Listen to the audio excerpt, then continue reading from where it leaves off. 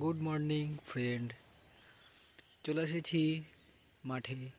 দেখুন কত কুয়াশা, ঠান্ডা ঠান্ডা সেই কুয়াশা হয়েছে, পুরো দিকে অন্ধকার, কুয়াশায় ছেয়ে গেছে চারিদিকে, পুরোটাই ধোঁয়া ধোঁয়া লাগছে। শিয়ালের খুব উৎপাত হয়েছে। এবার যাচ্ছি মাঠের মাঝখানে।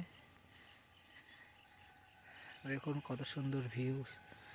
এই সূর্য মামা উঠেছে কুয়াশার মধ্যে, কত সুন্দর লাগছে, গোল আগুনের গোলার মতো। দেখা যাক।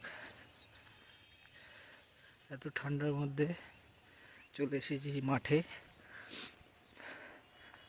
মাঠে এসেছি এই জন্য দেখি শস্যর গাছগুলো বের হয়েছে কিনা।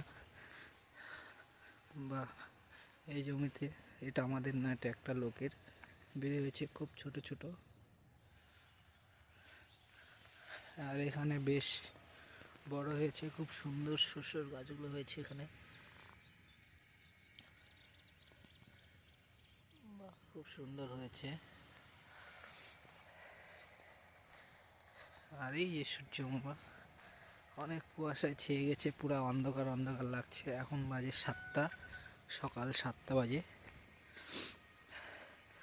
খুব সুন্দর হয়েছে শস্যগুলো।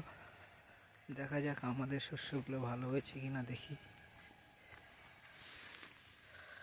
খুব সুন্দর লাগছে শস্যগুলো।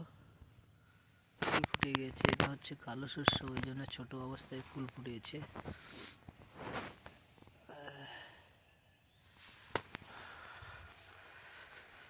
দেখা যাক আমাদের জমিতে গিয়ে দেখি শস্য বের হয়েছে কিনা।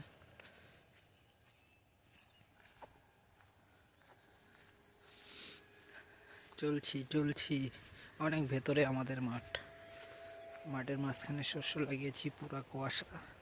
যত কুয়াশা ভালো থাকবে তত শস্য ভালো হবে, কিন্তু কুয়াশাটাই ভালো হচ্ছে না। আজকে কুয়াশা সবচেয়ে বেশি দিয়েছে। কুয়াশাটা পুরো অন্ধকার অন্ধকার হয়েছে। এরকম কুয়াশাই দরকার শস্যর জন্য, তাহলে শস্যর ফলনটা ভালো হয়, অতটা জলের প্রয়োজন হয় না।